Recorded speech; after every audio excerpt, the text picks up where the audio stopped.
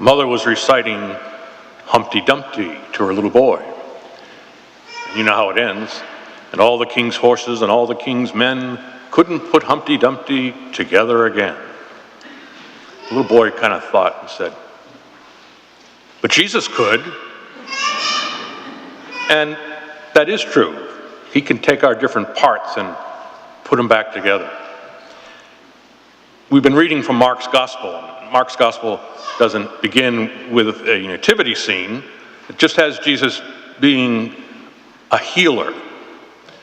Last week we had Simon's mother-in-law. The week before that it was the man possessed by demons.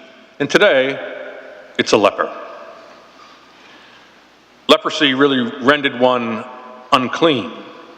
You had to be separated off from the rest of the community, and you really lived as outcasts. The first reading from Leviticus speaks of some of the things that a leper had to do, how they had to wrap their beard and dwell apart and let others be warned that they might be moving in the area so that could be avoided. And when the leper thought that he would be cured, he goes to a priest who makes the final declaration. Yes, you can come back, or no, you cannot. So this leper in Mark's Gospel comes up to Jesus and says, if you wanted to, you could heal me. He recognizes the power that Christ has. And in a sense, Jesus is moved by the leper. The story says he was moved with pity. He is touched by the leper, and then he himself touches the leper. Well, what might this say to us in our prayer life, our spiritual life? One approach is clear, that we need to be able to be connected with another, to see how the other might be in need of healing.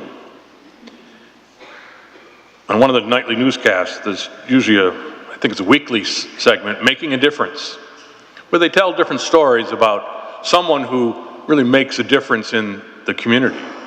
Well, as Christians, all of us should be able to be part of that storytelling. We should be able to reach out and make a difference. Maybe not in a huge way, but with the people that we interact with. The gospel really invites us to be aware of our need to connect with others. Maybe not in a physical need, but it might be a spiritual need, a psychological need.